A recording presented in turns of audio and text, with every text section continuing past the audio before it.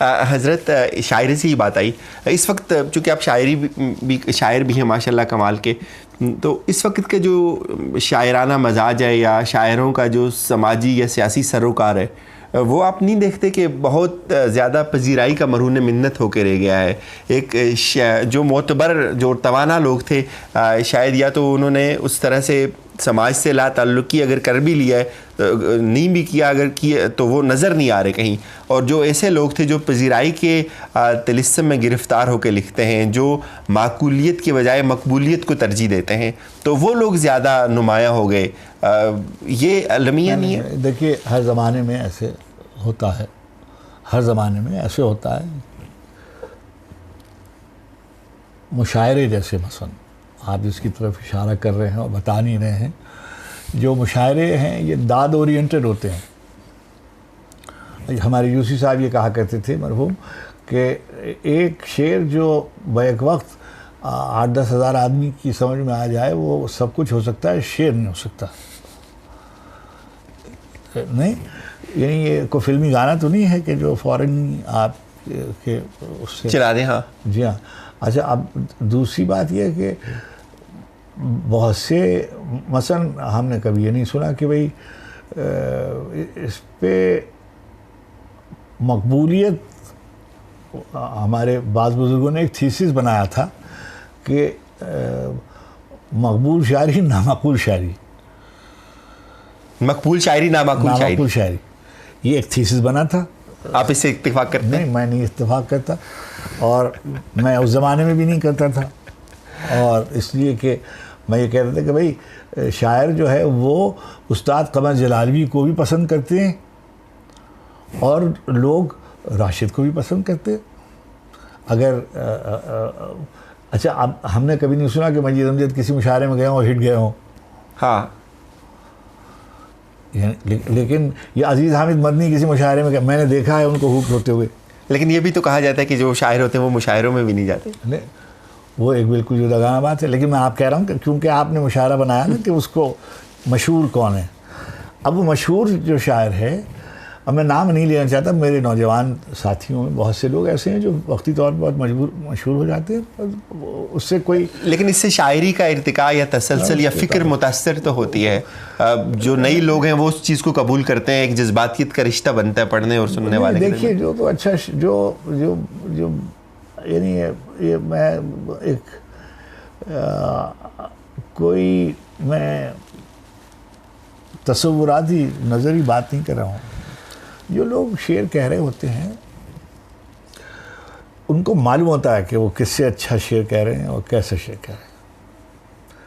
किसी भी गालिब को ये बदगुमानी नहीं होती अपने बारे में, उसको पता होता है कि वो गालिब है। क्या बात है सर।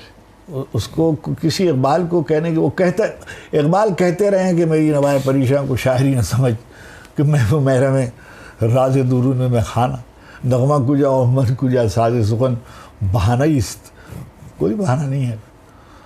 शायर हैं वो तमाम कमाल। अगर पजीराई के तसव्वुर से कुछ चीज़ लिखी जाए या तख्लीक की जाए तो आप ये नहीं समझते कि ये भी जुल्म है? जिस वक्त माशरे को माकूल बातों की हाजत हो, उस वक्त अगर इस तरह की तय्युशात में मुब्तला किया जाए आवाम को और उनके साथ उनको गुमराही, तो मैं शायद ज़्यादा शकील लफ्ज़ होगा ये नहीं कहूँगा, लेकिन उनको इस समत में डाल दिया जाए जो उनका इलाका नहीं है, तो ये जुल्म नहीं है क्या?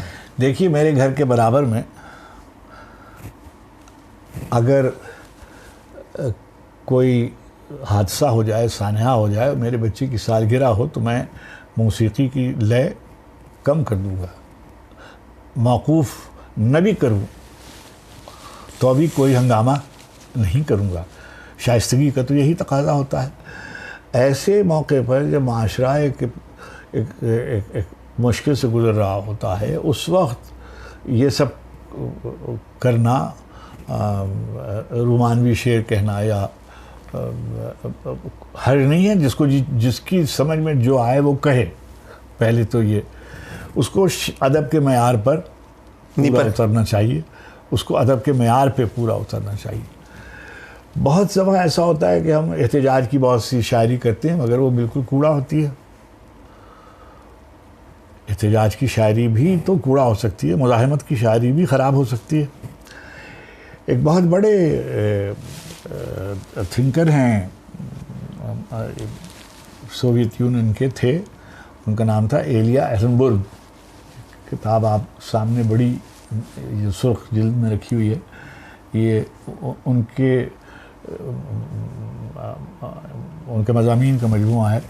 तो एलिया एहरनबर्ग ने एक दफ़ा ये बात कही कि लोग ये कहते हैं कि हम लम्हाती शायरी नहीं लिखेंगे, डे टू डे अहवाल पर नहीं लिखेंगे।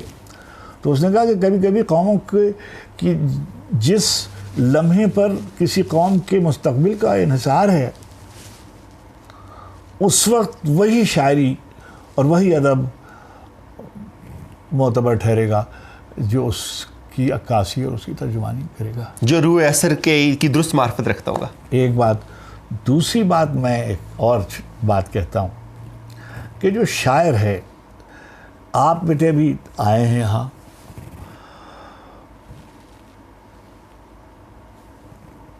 ज़रा सी सर्दी हो जाती है, खून की बढ़ जाती है, हम लिबास अपना तब्दील कर लेते हैं। ये कैसे मुमकिन है कि मौसम और आबो हवा बदले और आप न बदलें और आप पर असरअंदाज ना हो? तो ये कैसे मुमकिन है कि अगर माशरती और तहजीबी आबो हवा बदल रही है, ये रूब ज़वाल है, ये रूब इन्हितात है, ये रूब तरक्की है, ये रूब तगय्युर है, तो ये कैसे मुमकिन है कि आप उसका असर कबूल नहीं करेंगे?